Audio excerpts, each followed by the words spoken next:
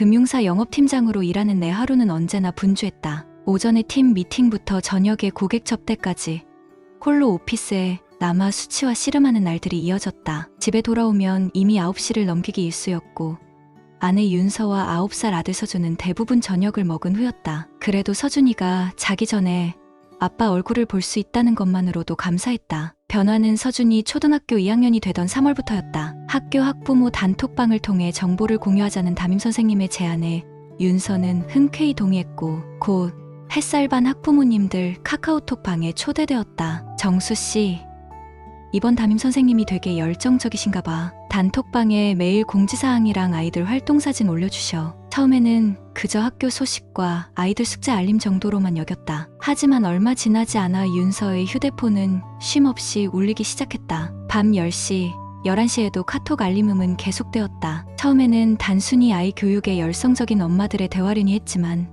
윤서의 표정이 달라지는 걸 느꼈다. 요즘 단톡방에 재밌는 일 있어? 문득 물었을 때 윤서는 화들짝 놀라며 휴대폰 화면을 가렸다. 평소에 그녀라면 그냥 학부모들 잡담이야 라고 웃으며 말했을 텐데 그날은 얼굴이 붉어지며 별거 아니야 라고 짧게 답했다. 매일 아침 서준이를 학교에 데려다주고 오후에 픽업하는 것은 윤서의 일과였다. 그런데 어느 날부터인가 그녀는 평소보다 일찍 집을 나서기 시작했다. 다른 엄마들이랑 커피 마시고 올게라는 말이 잦아졌고 옷차림과 화장에도 신경 쓰는 모습이 눈에 띄었다. 10년 넘게 결혼 생활을 해온 남편으로서 아내의 이런 변화는 무언가 다른 일이 있다는 신호처럼 느껴졌다. 윤서가 단톡방에 푹 빠져있던 어느 저녁, 서준이가 내 무릎에 앉아 이야기를 꺼냈다. 아빠, 최기웅 아저씨 알아? 심장이 살짝 뛰었다. 누구?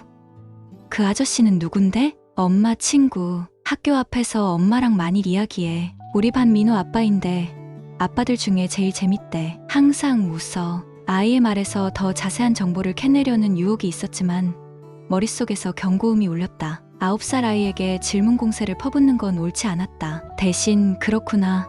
좋은 아빠인가 보네라고 답하고 서준이의 머리를 쓰다듬었다. 그날 밤 윤서가 샤워하는 동안 탁자 위에 놓인 그녀의 휴대폰에서 알림이 울렸다. 그냥 지나치려다 화면에 뜬 메시지 미리 보기가 눈에 들어왔다. 최기웅님, 윤서 씨는 감정 표현이 정말 섬세하네요. 아이를 키우는 마음을 메시지의 나머지 부분은 보이지 않았다. 의심과 불안이 차올랐지만 상대방의 메시지를 몰래 확인하는 건 내 원칙에 어긋났다. 하지만 그 이름이 계속 마음에 걸렸다. 최기웅, 서준이가 말한 그 아저씨와 같은 사람일 것이다. 다음 날 윤서의 행동을 더 유심히 관찰했다. 아침부터 거울 앞에서 평소보다 오래 머물렀고 새로 산 듯한 블라우스를 입었다. 그녀가 집을 나선 후 책상 위에 놓인 메모를 발견했다. 단톡방 오늘 점심 번개 모임 12시 아티 카페. 평소라면 크게 신경 쓰지 않았을 일이지만 최근 그녀의 변화가 마음에 걸려 점심시간을 내어 그 카페 근처를 지나가기로 했다. 차 안에서 바라본 카페 창가.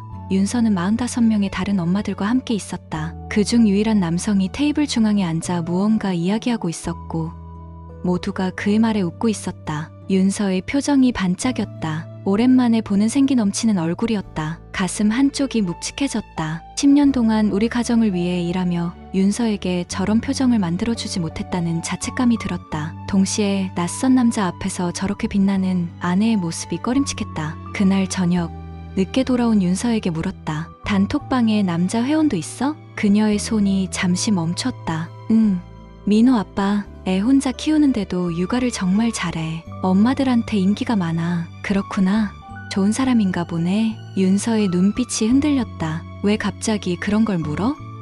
그냥 서준이가 얘기하던데. 윤서는 아무렇지 않은 듯 웃으며 대화를 마무리했지만 그날 밤 내내 휴대폰을 놓지 않았다. 나는 이불 속에서 잠을 청하는 척하며 그녀의 얼굴을 바라봤다. 화면에 비친 푸른 빛이 그녀의 얼굴을 비추는 동안 낯선 불안감이 내 가슴을 조여왔다. 우리 가정에 균열이 생기기 시작한 걸까? 의심은 잠에 들지 못했다. 매일 밤 윤서가 휴대폰을 보며 웃는 모습이 내 안의 불안을 키웠다. 그녀가 단톡방에서 나누는 대화가 궁금해졌지만 아내의 사생활을 침해하고 싶지는 않았다. 그것이 내 원칙이었다. 한 달쯤 지났을까? 윤서의 외출이 더 잦아졌다. 서준이를 학교에 데려다주고 학부모 모임이라며 오후까지 돌아오지 않는 날이 많아졌다. 그동안 늘 정확히 6시에 저녁을 차려놓던 그녀가 요즘은 저녁 준비도 소홀했다. 냉장고에 간단히 데워 드세요. 메모와 함께 반찬통만 남겨두는 날이 늘었다. 요즘 모임이 많아진 것 같네. 어느 저녁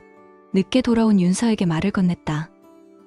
아, 학교 봉사활동도 있고 엄마들끼리 육아 스트레스 푸는 시간도 필요하고. 그녀의 눈은 나를 똑바로 보지 않았다. 머리카락을 귀 뒤로 넘기는 손가락이 미세하게 떨렸다. 예전에 윤서라면 내 옆에 앉아 오늘 있었던 일들을 하나하나 들려주었을 텐데 서준이의 변화도 감지됐다. 늘 활발하던 아이가 요즘은 말수가 줄고 학교 숙제를 물어도 엄마한테 물어봐야 하는 대답만 돌아왔다. 어느 날은 담임 선생님에게서 전화가 왔다. 서준이가 요새 수업 시간에 집중을 못하고 친구들과 어울리는 것도 예전 같지 않아서요. 혹시 가정에 무슨 일이? 선생님의 말에 가슴이 철렁 내려앉았다. 아내의 변화가 서준에게까지 영향을 미치고 있었다. 그날 저녁 아이의 방에 들어가 이야기를 나눴다. 서준아, 요즘 학교 생활은 어때? 힘든 일 있니? 서준은 로봇 장난감만 만지작거리며 대답했다. 괜찮아. 그냥 엄마가 바빠서. 그 말이 가슴을 찔렀다. 서준이는 어머니의 부재를 느끼고 있었다. 내가 일에 치여 아이와 시간을 보내지 못하는 것도 미안했는데 윤서마저 아이에게 소홀해지고 있었다. 그날 밤 나는 용기를 내어 윤서에게 진지하게 물었다. 서준이가 요즘 너를 그리워하는 것 같아. 혹시 모임이 너무 많은 건 아닐까? 윤서의 얼굴이 굳었다. 정수 씨는 늘 일 핑계로 집에 안 오면서 나한테만 그런 소리 하는 거야? 나도 내 시간이 필요해. 10살 가까이 된 아이 엄마인데 내 인생도 있다고. 갑작스런 반발에 할 말을 잃었다. 윤서가 이렇게 나를 세우는 건 처음이었다. 그녀의 목소리에서 죄책감과 방어적인 태도가 느껴졌다. 그날 이후 윤서는 오히려 더 자주 외출했고 휴대폰을 더 꼭 끌어안았다. 5월 초 서준이의 학교 학부모 참관 수업이 있었다. 내가 회사 일정을 조정해 참석하겠다고 하자 윤서는 굳이 둘 다 갈 필요 있어? 내가 다녀올게 라며 거절했다. 하지만 아들을 위해 꼭 가고 싶었다. 처음으로 그녀의 반대를 무릅쓰고 참석을 고집했다. 교실에 들어서자 다른 학부모들이 이미 자리에 앉아 있었다. 윤서의 표정이 어색했다. 수업이 끝나고 복도로 나왔을 때 한 중년 여성이 다가와 인사를 건넸다. 박정수 씨죠? 민석이 엄마예요. 처음 뵙네요. 머쓱하게 인사를 나누는데 그녀가 의미심장한 눈빛으로 말을 이었다. 아내분이 항상 학교 행사에 열심히 참여하시더라고요. 특히 최기웅 씨랑은 가까워 보이던데. 뒤에서 윤서가 황급히 끼어들었다. 자기야, 우리 이제 가자. 서준이 배고프대. 차 안에서 윤서에게 물었다. 기웅 씨랑 자주 만나? 그녀는 창밖만 바라보며 대답했다. 단톡방 회원이니까 가끔 보지. 그날 밤 더는 참을 수 없었다. 윤서가 샤워하는 동안 마침내 그녀의 휴대폰을 들었다. 암호가 걸려 있었지만 서준이의 생일형이 1호 너은이 열렸다. 카카오톡을 열고 최기훈과의 대화방을 찾았다. 심장이 거세게 뛰었다. 손가락이 떨려 스크롤하기 어려웠다. 대화 내용은 처음엔 단순한 육아 이야기로 시작되었지만 점차 개인적인 대화로 변해갔다. 기웅 윤서 씨는 표현력이 남달라요. 그렇게 마음이 섬세한 사람이 육아만 하기에는 아깝다는 생각이. 윤서 그런 말 들으니 위로가 돼요. 요즘 너무 지쳐서. 기웅 육아 스트레스 심한 날 커피 한 잔 어때요? 이야기 들어드릴게요. 메시지는 점점 더 친밀해졌다. 기웅 당신 잘못 아니에요. 누구라도 무너질 수 있어요. 오늘 많이 울었죠? 윤서 당신만 내 마음 알아주는 것 같아요. 위로의 메시지가 점차 만남의 약속으로 바뀌었고 결국 4월 중순부터는 명백한 외도의 증거들이 나타났다. 기웅 오늘 만난 호텔 우리의 비밀 장소가 됐네요. 윤서 조심해야 해요. 하지만 당신 곁에 있으면 너무 행복해. 눈앞이 캄캄해졌다. 마른 세수를 하듯 얼굴을 몇 번이고 쓸어내렸다. 온몸이 떨렸다. 10년 넘게 함께한 아내, 서준이의 엄마가 낯선 남자와 화장실에서 토할 것 같은 느낌이 들었다. 샤워실 물소리가 멈췄다. 급히 휴대폰을 제자리에 놓고 침대에 누웠다. 윤서가 방에 들어왔을 때 나는 잠든 척했다. 하지만 내 안에서는 폭풍이 일고 있었다. 내일부터 모든 증거를 수집해야겠다고 다짐했다. 이 배신을 그냥 넘길 수는 없었다. 사랑했던 아내가 이제는 낯선 사람이 되어 내 옆에 누워 있었다. 이튿날 아침 난 평소보다 일찍 일어났다. 어젯밤의 충격에도 불구하고 머리는 이상할 정도로 맑았다. 윤서는 아직 자고 있었다. 그녀의 얼굴을 바라보니 가슴 한쪽이 찢어지는 느낌이었다. 10년의 결혼 생활. 그 모든 추억과 신뢰가 순식간에 의문으로 변해 있었다. 출근 준비를 하는 척하며 집을 나서기 전 윤서의 핸드폰 비밀번호를 다시 확인했다. 20일, 서준이 생일이었다. 아이러니하게도 그녀의 비밀을 여는 열쇠가 우리 아이의 탄생일이라는 사실이 더 아프게 다가왔다. 그날부터 체계적으로 증거를 모으기 시작했다. 금융회사 직원의 세심함으로 모든 것을 기록했다. 우선 통신사에 방문해 윤서의 통화 내역을 요청했다. 부부 공동 명의로 된 요금제였기에 어렵지 않게 자료를 받을 수 있었다. 최근 3개월간 윤서가 특정 번호와 나눈 통화가 급증해 있었다. 그 번호의 소유주를 확인하자 최기웅이란 이름이 나왔다. 카드 사용 내역도 살펴봤다. 윤서가 쓰는 카드는 내 계좌에서 결제되는 가족 카드였다. 설마 외도까지 내 돈으로 즐겼을까 싶었지만 기록은 냉혹했다. 서울 강남의 한 카페에서의 꾸준한 결제, 인근 호텔 주차장 요금, 그리고 평소 윤서가 가지 않던 고급 란제리 매장에서의 구매 내역까지. 사무실에 앉아 이 모든 자료를 정리하는 동안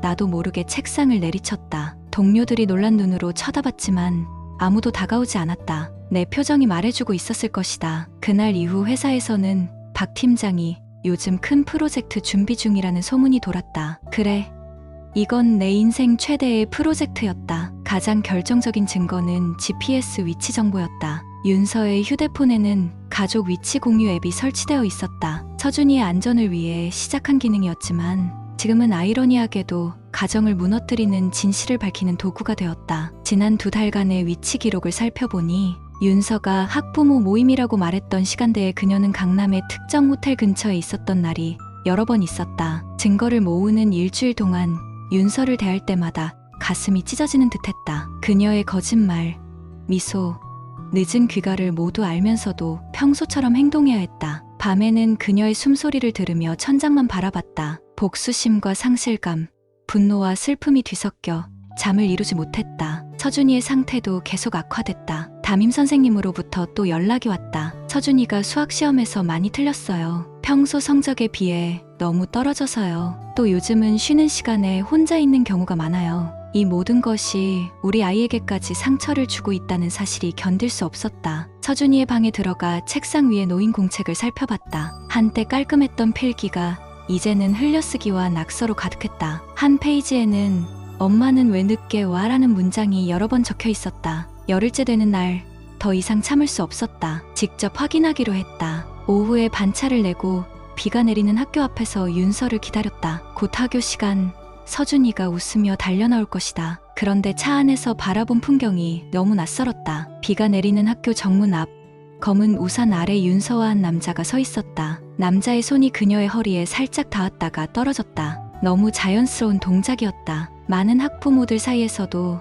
그들의 친밀함은 눈에 띄었다. 심장이 터질 것 같았다. 소나귀에 힘이 들어가 핸들을 움켜쥐었다. 그 순간 서준이가 학교 밖으로 나왔다. 아이가 그들에게 다가가자 윤서와 남자는 즉시 거리를 두었다. 서준이의 표정이 어두웠다. 우리 아이는 이미 뭔가를 눈치챈 듯했다. 차에서 내리고 싶었지만 서준이 앞에서 소란을 피우고 싶지 않았다. 아이에게 상처 주기 싫었다. 대신 휴대폰을 꺼내 그 순간을 사진으로 담았다. 한 장, 또 한 장. 차가운 빗방울 사이로 내 가정이 무너지는 증거를 수집했다. 그날 저녁 윤서가 서준이를 데리고 돌아왔을 때 무언가 이상함을 느꼈는지 조심스레 물었다. 오늘은 회사 일찍 끝났어? 내 목소리가 떨렸다.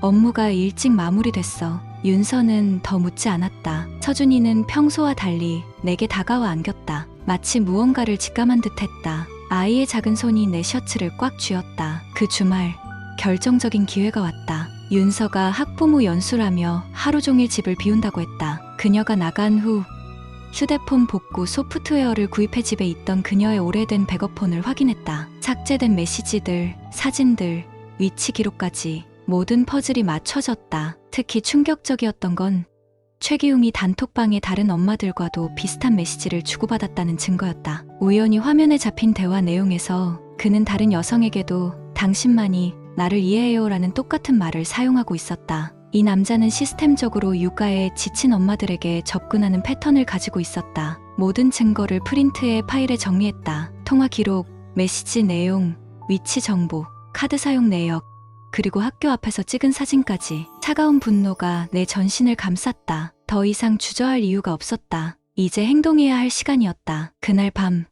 변호사 친구에게 연락했다. 민사상간자 소송에 대해 상담하고 싶어. 변호사 사무실은 생각보다 차분한 분위기였다. 김 변호사는 내가 가져간 증거들을 꼼꼼히 살펴보았다. 카카오톡 대화 내용, 위치 기록, 통화 내역, 학교 앞 사진까지. 그는 가끔 고개를 끄덕이며 중요한 부분에 형광펜으로 표시했다. 증거는 충분합니다. 상간자 소송은 가능해요. 그의 말에 가슴이 조금 진정되는 듯했다. 적어도 이건 내 상상이 아니었다. 법적으로도 인정받을 수 있는 배신이었다. 위자료는 얼마 정도? 김 변호사는 안경을 올리며 답했다. 상간자 위자료는 보통 1,000만 원에서 3,000만 원 사이입니다. 하지만 돈이 중요한가요?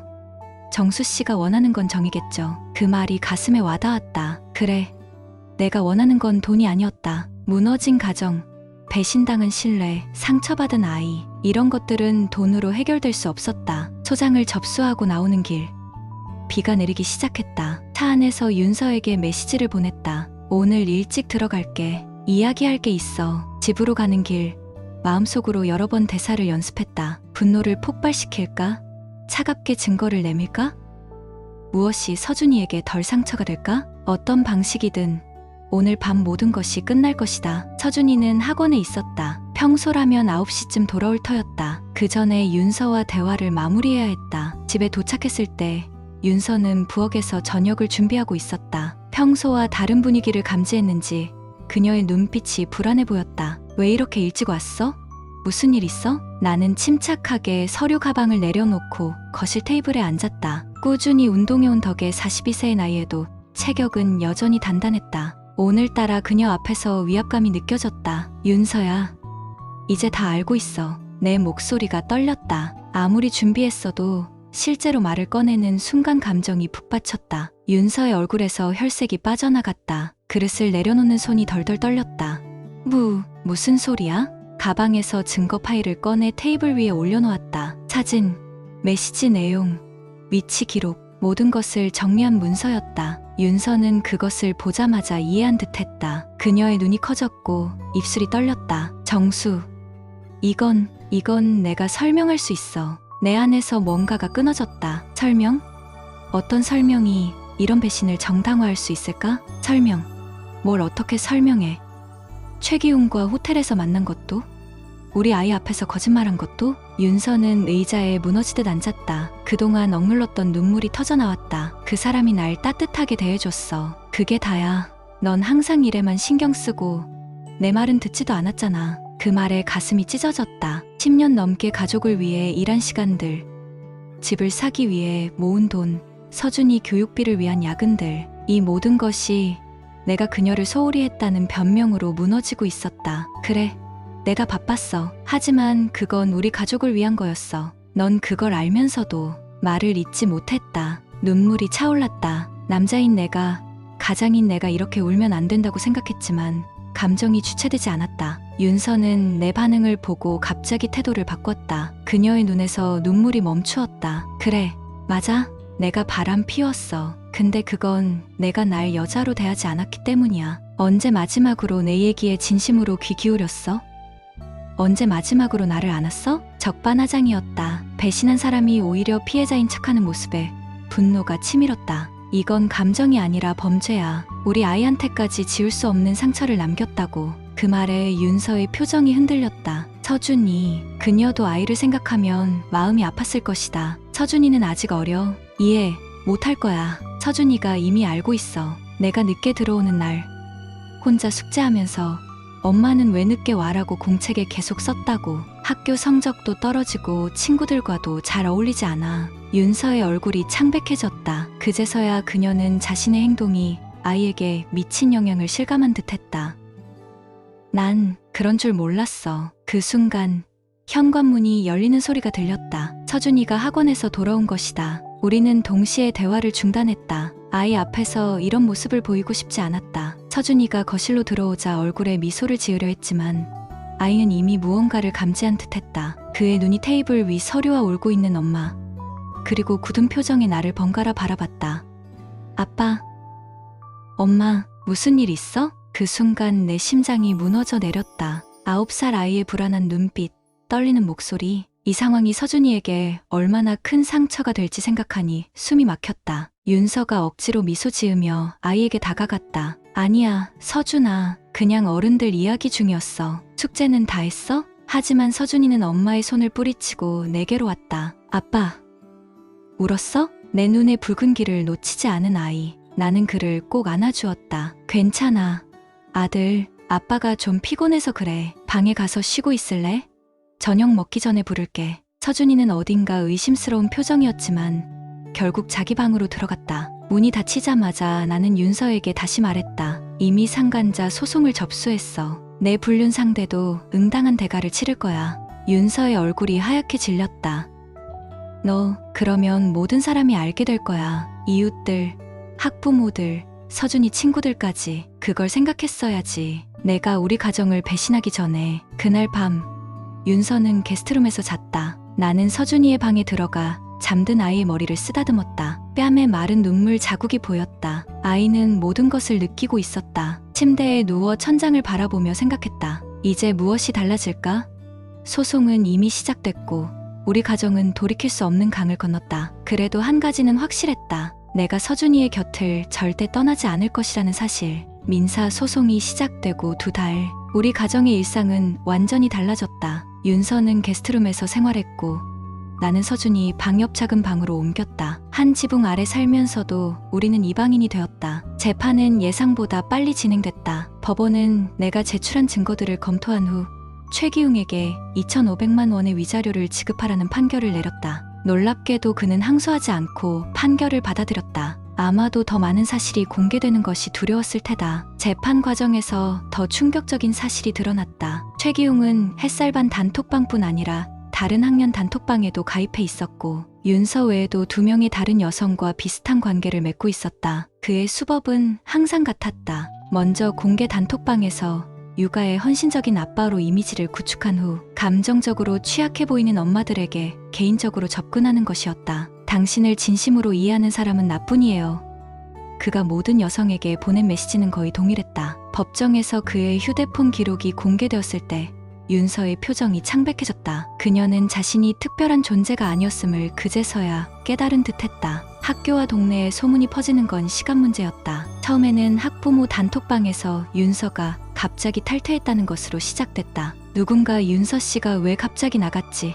라고 물었고 다른 누군가가 수군거림을 시작했다. 재판 기록은 공개되지 않았지만 학교 앞에서 목격담이 퍼지기 시작했다. 어느 날 저녁 서준이가 학교에서 울면서 돌아왔다. 친구들이 엄마 욕해. 가슴이 찢어지는 고통이었다. 그날 밤 나는 서준이를 품에 안고 오래 토닥였다. 9살 아이가 감당하기에는 너무 큰 상처였다. 다음 날 서준이의 담임 선생님에게 연락이 왔다. 아이가 학교에서 싸움을 했다는 것이다. 자기 엄마를 비난한 아이의 얼굴을 때린 것이다. 서준이는 교실 뒤에 앉아 울고 있었다. 아빠가 데려갈게요. 학교에 도착했을 때 윤서도 이미 와 있었다. 그녀의 눈은 부어 있었다. 우리는 몇 주 만에 처음으로 함께 교무실에 앉았다. 담임 선생님은 상황을 이해한다는 듯 조용히 말했다. 서준이가 당분간 마음의 안정이 필요할 것 같습니다. 혹시 전학도 고려해 보셨나요? 그 말이 현실을 깨닫게 했다. 우리의 상처는 서준이에게까지 번지고 있었다. 이 동네, 이 학교에서 아이가 계속 상처받을 수는 없었다. 집으로 돌아오는 차 안에서 서준이는 뒷자리에 조용히 앉아 있었다. 백미러로 보니 그의 눈에는 어른스러운 슬픔이 깃들어 있었다. 너무 일찍 성장해버린 아이였다. 윤서는 소송 이후 급격히 야위었다. 한때 활기차게 웃던 그녀의 얼굴에는 이제 깊은 주름이 패었다. 학교 앞은커녕 동네 마트에도 나가지 못했다. 마음의 상처보다 더 힘든 건 사회적 고립이었다. 친하게 지내던 이웃들은 더 이상 인사도 건네지 않았고 단톡방에서 그녀의 이름은 금기어가 되었다. 법적인 책임은 최기웅이 졌지만 사회적 처벌은 윤서에게 더 가혹했다. 바람핀 엄마라는 낙인은 그녀를 완전히 고립시켰다. 그러나 그 모든 과정에서 나는 묘한 연민을 느꼈다. 미워해야 할 사람이 너무 작게 무너져 내리는 모습을 보는 것은 승리감이 아닌 공허함을 남겼다. 소송이 끝난 후 윤서가 처음으로 진심 어린 사과를 했다. 거실에서 나를 기다리고 있던 그녀는 울먹이며 말했다. 정말 미안해. 내가 잘못했어. 우리 서준이한테 이런 상처를. 그녀의 사과는 진심이었다. 뒤늦게 깨달은 자신의 잘못을 인정하는 그 순간 내 마음속 분노도 조금씩 누그러졌다. 용서와는 아직 거리가 멀었지만 서준이를 위해서라도 대화는 필요했다. 결국 우리는 경기도의 다른 지역으로 이사하기로 결정했다. 서준이에게 새로운 환경, 새로운 시작이 필요했다. 윤서는 아이와 떨어지고 싶지 않았지만 서준이의 상태를 생각하면 당장은 내가 아이를 키우는 것이 나을 것 같았다. 우리는 주말마다 윤서가 서준이를 만날 수 있도록 하는 임시 합의를 했다. 새 집으로 이사하기 전날 밤, 윤서는 짐을 정리하다가 예전 가족 앨범을 발견했다. 서준이가 태어났을 때 첫 돌잔치, 유치원 소풍, 행복했던 순간들이 고스란히 담겨 있었다. 그녀는 사진 앞에서 무릎을 꿇고 오래도록 울었다. 서재에서 그 모습을 지켜보며 복잡한 감정이 밀려왔다. 미움, 연민, 그리고 지나간 시간에 대한 아쉬움. 10년이 넘는 결혼 생활이 이렇게 무너질 줄은 누구도 예상하지 못했다. 이사 당일 트럭에 마지막 짐을 싣는 동안 윤서가 내게 다가왔다. 그녀의 손에는 작은 쪽지가 들려 있었다. 서준이한테 줘.